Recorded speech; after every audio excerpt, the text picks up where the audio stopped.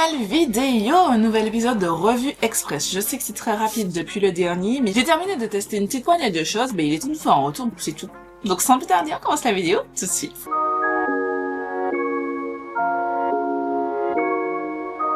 Si tu as des questions sur ce petit look, c'est la vidéo qui vient mercredi. Mercredi prochain, c'est un petit crash test nouveauté avec quelques petits produits. Il n'y a pas énormément de choses, mais c'est un petit crash test nouveauté, donc je t'invite à t'abonner pour voir cette vidéo. Et maintenant, sans plus tarder, je passe au produit. On commence d'abord par Toki Capillaire. Donc je vous porte ce petit produit parce que je l'ai déjà terminé en réalité, mais c'est de la marque In Hair Care et c'est le Wash and Purify. Donc c'est un shampoing purifiant pour le cuir chevelu.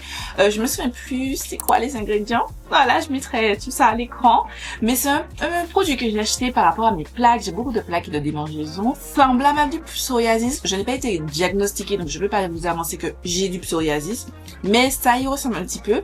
Et en fait, j'ai acheté ça pour apaiser mon cuir chevelu et j'ai vraiment apprécié. Je trouve que le packaging était facile à utiliser. Vous avez juste à appuyer pour faire sortir le produit, ce qui est très cool. Parce que les shampoings où il faut ensuite secouer fort et tout, c'est chiant. Je vais pas me mentir, c'est chiant. Je trouve que c'est le genre de packaging qui est beaucoup plus simple à utiliser, tout simplement. Et je trouve qu'il va bien avec l'aspect du produit parce que c'était pas totalement épais ni hyper liquide. C'était un entre-deux plus allant vers le liquide que le épais, mais c'était parfait. Je trouve que le produit, je parle pas souvent des packaging, mais c'était super pratique. Genre, ils ont étudié le truc. En plus de ça, je l'ai trouvé très agréable pour vraiment détoxifier le cuir chevelu. Mes cheveux étaient assez propres après ça. Il retirait tout. Je l'aime beaucoup et c'est un produit que je vous ai dit dans ma vidéo de produits terminés que vous avez vu la semaine dernière. Je suis 100% capable de le racheter parce qu'il est vraiment très très bien. On va passer aux soins pour le corps et je vais vous parler de cette huile de Monoeil. Je me suis rendu compte pendant le carnaval que je vous ai pas parlé de ça. C'est d'Yves Rocher, c'est le Monoeil de Tahiti, l'huile sèche hydratante que j'utilise pour hydrater la peau. Qui est cool. Voilà, elle est bien. Ça va, c'est une odeur de Monoeil, c'est agréable. Là, vous voyez, on est en carême. Je pense que je vais essayer de retourner à la plage. Typiquement, ça sera dans ma petite trousse de vacances. C'est très agréable, c'est pas trop gras. C'est pas incroyable non plus. Voilà. J'ai envie d'acheter celle de NYX. Par contre, j'entends beaucoup de parler de celle-ci, mais je vais d'abord terminer celle-là parce que ça ne sert à rien d'avoir deux huiles ouvertes. Ensuite, deux autres produits. Ce sont deux parfums de chez Adopt. Je vous en ai parlé dans un haul achat il y a pas très longtemps. Je crois que c'est au mois de janvier, si je ne me trompe pas. Vous avez le Fleur de Cerisier eau de parfum et le Gypsy Karma eau de parfum que j'aime vraiment beaucoup. Alors, j'ai un petit coup de cœur pour le Fleur de Cerisier. Je trouve que c'est une odeur de propre, fraîche, pas trop, et qui tient assez bien. Alors, c'est pas le truc qui va tenir toute la journée, mais ça tient plutôt bien par rapport au Gypsy Karma où je trouve que l'odeur ne reste pas. Alors, ça sent très bon. Ça sent la fleur. C'est fruité. Plus floral que fruité. Mais il y a quand même des petites notes de fruits dedans. Je ne me souviens pas des notes. Je mettrai tout ça à l'écran. Mais ça sent très bon. Très bon. Mais je trouve que celui-là ne tient pas. J'en ai un autre qui est toujours en cours de test. Mais c'est juste qu'il est dans mon vestiaire au travail. Qui je trouve ne tient pas. Mais celui-là, le Fleur de Cerisier, si ça vous tente, il tient extrêmement bien. Et je l'aime vraiment beaucoup. Et franchement, si vous avez un petit budget ou juste vous n'avez pas envie d'acheter trop cher vos parfums, je vous conseille vraiment les parfums d'Adopt qui ont des dupes de très grande marque. On passe à une partie un petit peu plus sympa, le make-up. Donc je vais commencer par la base que je porte. C'est la One Size Secures The Swift Primer que j'aime vraiment trop. Elle est trop bien cette petite base. C'est une base que vous appliquez en petite touche sur votre peau et qui est censée permettre à ce que votre make-up tienne toute la journée et qui ne bouge pas quand vous allez transpirer, etc. Et je l'ai testé durant les 4 jours de carnaval. J'ai fait les 4 jours. J'ai utilisé ça. Mon make-up n'a pas bougé. Genre, j'étais choquée. J'ai couru, j'ai dansé. Le dimanche gras, j'ai même pris la pluie. Et malgré ça, mon make-up n'a pas bougé. Je vous recommande pleinement ce petit produit. Il est très bien. Justement, c'est celui que je porte. Je suis en train de faire un weird test que vous allez voir, la semaine prochaine, mercredi prochain. Ensuite, j'ai deux autres produits. Donc, le L'Oréal True Match Radiant Serum Concealer que je vous ai pas fait de retour. Il est déjà à retour dans ma collection, mais j'ai oublié de vous faire un retour. Que j'ai en teinte Medium 6N. Je l'aime beaucoup. Il est très joli, très fin avec une jolie couvrance. Il est beau sur la peau. Il fait pas de trucs bizarres. Et magnifique. C'est un très joli anti-cerne. Je suis choquée. Ce que vous avez en tête de positif sur cet anti-cerne, c'est la vérité. C'est la vérité parce qu'il est trop bien. Il est très léger et il ne file pas trop. Alors il file comme tous les anti-cernes normalement, mais pas il est pas affreux du tout et franchement il est très très cool. La hype est vraie sur ce produit. Ensuite j'ai deux blushs, donc je vais vous parler de la teinte Gold Chills de Cosmic Beauty qui était dans la box d'Halloween. Je vous mets la vidéo en barre d'infos si vous voulez la voir. C'était une box surprise et du coup on avait eu 3 blushs. Je vous ai déjà parlé de la palette et des 2 blushs précédents, il me reste cette à tester. C'est pas la teinte que j'aurais acheté de moi-même, honnêtement, parce qu'elle est beaucoup trop claire, même mélangée avec la teinte Dazed, qui est aussi dans ce set-là. C'est magnifique, ou juste, voilà, avec une teinte rose, burgundy, ou même avec, je sais pas, un prune foncé, ça pourrait adoucir, c'est très joli. Ensuite, j'ai de Danessa Myricks, la teinte Golden Hour. J'aime trop cette formule. La formule de ces blushs, elle a sorti de nouvelles teintes. Franchement, si ça vous intéressait, j'en ai 2. J'ai la teinte Jubilee et celle-ci. Magnifique. Magnifique. Je pourrais virer tous mes autres blushs et garder que ceux-là parce que ceux-ci, vous n'avez même pas besoin de les poudrer. Vous avez...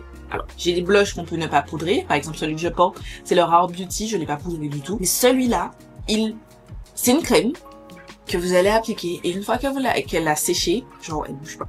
Et elle tient très bien sur la journée parce que je l'ai aussi testé dans les jours gras. Ça tient très bien sur la journée, donc je vous recommande pleinement. Ensuite, on passe à 2 produits lèvres de Maybelline. Ce sont les Lifter Liner que j'ai en 2 teintes. J'ai la teinte 0, un Cross the Line. C'est un beau marronné comme ça. Voilà. Et j'ai la teinte 02 Let's Bounce, qui est un petit peu plus clair, légèrement rosé, que j'aime aussi beaucoup. Un petit peu moins, mais que j'aime quand même beaucoup. Ces produits, je les ai testés dans 2 vidéos crash test nouveautés et vous avez vu, c'est pas les meilleurs. La mine s'est cassée très vite. Genre j'ai même pas forcé, la mine s'est cassée les 2 fois. La première fois, je me suis dit bon, peut-être que je me suis pas rendu compte que j'ai appuyé un petit peu trop fort. Je me suis dit ok, le prochain on va tester. Le prochain, j'ai vraiment fait attention, sachant que je venais de vous dire, la mine s'est cassée et tout. Le truc s'est cassé en live and direct. Franchement, non. Non, parce que la formule, elle est trop vraiment trop émolliente. Des fois c'est bien parce que ça permet de bien remplir les lèvres, mais là c'est juste un petit peu trop, selon moi. Par contre, ce que j'aime bien, c'est que j'aime pas cette teinte, enfin je n'aime pas, non, c'est pas ma préférée, la teinte Let's Bounce sur tout le contour, mais j'utilise la première teinte un Cross the Line en contour. Et tout de suite, j'utilise celle-ci, et le mélange des deux, c'est très joli, je l'ai même porté pendant le carnaval, ça tient très bien. Mais pour moi, ce sont des produits typiquement qui sont pas aussi catastrophiques. Le seul problème pour moi, c'est que il faut les travailler très vite. C'est-à-dire que quand vous commencez à l'appliquer, tout de suite vous blendez. Vous n'allez pas faire toutes vos lèvres et ensuite venir estomper et ensuite ça va figer. Non.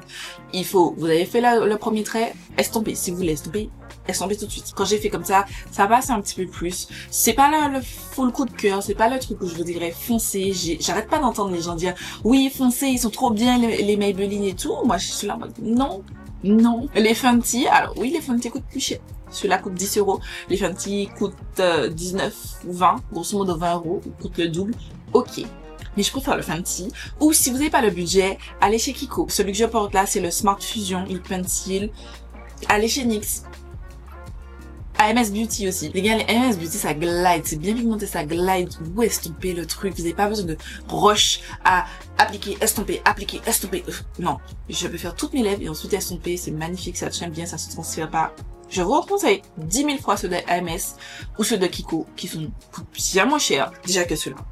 Et que le Fenty. Mais si vous avez l'argent pour le Fenty, c'est vrai que je vous dis souvent, n'allez pas acheter un crayon à lèvres ne mérite pas que vous dépensiez 20 €. Honnêtement. Et je le pense toujours. Mais Fenty en promo, quand elle fait sur son site les moins 30%, let's go. D'ailleurs, j'ai vu, je profite pour glisser l'info, Fenty Beauty est disponible sur Cult Beauty maintenant et sur Look Fantastic. J'étais en mode, what? Sephora, fais attention parce que déjà j'ai vu que tu vends plus cher Fenty Beauty que sur son site, mais je vous conseillerais si vous voulez faire quelques achats, de guetter les 4 sites parce qu'ils ont des prix différents, parce que le site de Fenty Beauty, certains produits sont un petit peu plus chers parce qu'ils ont augmenté leur prix, une fois qu'on n'a pas vu, mais moi je suis attentive, j'ai vu, ils ont augmenté leur prix, et Sephora Force aussi, des fois ils peuvent être un petit peu moins chers, des fois un petit peu plus chers. Voyez en fonction des produits, en fonction de là où vous allez être plus gagnant. Bref, ceci est un aparté, je recommande pas, ils sont pas catastrophiques, mais je recommande pas spécialement les Maybelline. Et on termine avec 5 palettes que j'ai terminé de tester, certaines qui datent. Je vous le dis déjà, mais bon, je vous en parle quand même. Donc, j'ai commencé par tester cette année le Hershey's Cookies and Cream, Hershey's et Glam Light. Magnifique, très joli. Le seul bémol que j'ai avec cette palette, c'est qu'il n'y a pas assez de teintes claires. Je sais que je dis pas ça souvent. Je dis souvent, il n'y a pas assez de teintes foncées, mais là, il n'y a pas assez de teintes claires. Tout est très très foncé. Pour les teintes claires, il faudra forcément que vous sortiez une palette, mais en termes de qualité, j'aime beaucoup la qualité Glam Light. C'est l'une de mes favorites. C'est ma troisième palette Glam Light que je teste. Je n'ai jamais pour l'instant été déçue de la qualité Glam Light. J'ai testé aussi la Milk and Chocolate de cette collection et la Raggy. Magnifique, j'aime beaucoup. J'ai ensuite fini de tester la Sea Talk palette d'Auden's Eye et Lauren Mim Beauty que j'ai commencé à tester fin d'année, mais qui sera dans mon classement des palettes de cette année. Je vous ai déjà expliqué, comme je venais de commencer à les tester, ça n'avait aucune utilité que je les mette dans le classement de l'année dernière. J'aime beaucoup cette palette, mais par contre, tout ce que j'ai à dire, c'est que pareil, pour composer un look avec, je suis pas très dans le one and done shadow. Elle est très dans le one and done shadow, donc tu mets le mat et ensuite tu appliques une teinte dessus, des trucs comme ça. Et là, je pense qu'elle a essayé de faire sa palette dans ce sens. Moi, c'est pas forcément ce que je préfère. C'est une palette d'accompagnement que je vais utiliser pour ajouter un fard, mais ça reste que c'est une bonne qualité. C'est juste que c'est plus une palette d'accompagnement qu'une palette que je peux utiliser seule. On continue avec Auden's Eye. J'ai fini de tester la Soul Main 2 que j'ai testé aussi cette année. Et ça avait été concluant. J'ai trouvé que les fards étaient un petit peu plus compliqués que d'habitude. Par exemple, la palette que j'utilise là, c'est une Auden's Eye. Et j'ai pas eu de difficulté. Là, c'était un petit peu difficile. En fait, dites-vous, si vous avez cette palette ou qu'elle vous intéresse, dites-vous qu'il vous commencez toujours par les teintes les plus claires et ensuite venir intensifier et pas du tout prendre le foncé et venir intensifier. Oubliez ça. C'est plus clair et je viens intensifier. Mais j'ai fait 3 looks différents et 3 looks qui, à la finalité, étaient beaux. Mais j'ai rencontré quand même pas mal de difficultés durant la réalisation de ces looks, ce qui n'est pas habituel chez Auden's Eye quand je fais des looks. Donc, je tiens à le mentionner quand même, c'est un petit peu plus compliqué que d'habitude. Et on termine avec la dernière palette Auden's Eye qui, pareil, j'ai commencé à la tester fin d'année dernière et qui sera dans le top de 2025. La Haywender qui est sortie en 2023, je crois que c'était la collection de Noël de 2023. Si je ne m'abuse. J'avais acheté ça parce que j'étais dans le truc où je voulais toutes les avoir, toutes les palettes Auden's Eye. Là, j'arrête cette mentalité. J'ai arrêté, vous avez pu voir. J'ai pas acheté les 2 de l'année dernière parce qu'elles m'intéressaient pas. Enfin, j'arrête avec ces mentalités parce que ça sert à rien. Je fais juste que remplir mes meubles pour des trucs que j'utilise pas tout le temps et pas assez souvent, en tout cas pour moi. Et du coup, cette palette, je trouve qu'elle est jolie, mais manque d'intensité. À contrario de la Glam Light Air, c'est ce que je vous ai montré tout à l'heure, celle-ci vraiment d'intensité. La seule teinte d'intensité, c'est ça, et je vous dis, c'est pas assez foncé. C'est pas assez. Sinon, quand j'utilise ces teintes-là, ben, ça va pas trop avec. Ou même quand je vais faire du bleu, ben ça va pas trop avec. Donc chaque fois il m'a manqué une teinte d'intensité que j'ai été chercher ailleurs. Mais sinon la qualité, c'est toujours la qualité Auden's Eye que j'aime beaucoup. Mais en termes de composition de la color story, j'ai juste manqué d'intensité. Voilà. Je préfère à la rigueur avoir plus d'intensité et pas assez de teinte claire que je puisse aller prendre. Mais avoir une palette et j'ai pas assez d'intensité, ben je sais pas, c'est bête, mais je n'irai pas à me dire « Oh, je vais utiliser cette palette, j'ai envie de faire un look » parce que je me dis genre « Putain, il faut que j'aille chercher une autre palette pour faire de l'intensité. » C'est très très bête comme réflexion, mais en tout cas c'est la réflexion que je mène. Sachant qu'à contrario, la palette Glam Light, je me dis ben je veux construire mon look et puis ensuite je vais mettre une intensité, c'est pas grave. Tu vois, ça n'a aucun sens. Mais moi ça a du sens. Et c'est comme ça que je vois les choses. Voilà. Ensuite, on termine par cette palette qui date, les gars. J'ai commencé à tester cette palette en 2022, mais je me suis rendu compte que je n'avais jamais fini. Et j'ai commencé 2 looks à faire. J'ai fait un look et puis j'ai laissé ça tomber. C'est la Dark Fantasy qui n'est même plus disponible de Beauty Bay. Mais voilà, je l'ai bien aimé, c'est toujours une jolie palette. Ça me manque quand Beauty Bay était comme ça, qui faisait des couleurs intéressantes, où vous avez du clair, du foncé, tout, vous pouvez faire plein de looks différents. Ce Beauty Bay là me manque. J'en ai marre du Beauty Bay depuis ça. Je crois, après Beauty Bay, il part en couille et il se sort des choses, genre, c'est nul. Voilà, c'est tout cette vidéo. J'espère qu'elle vous aura plu et que vous avez passé un bon moment. J'espère aussi que ça vous plaira d'avoir plus souvent des reviews express simplement parce que ça me permet de vous faire un retour plus rapidement sur les produits. Alors voilà, je n'ai pas parlé de produits cheveux parce que j'ai pas testé de produits particulièrement.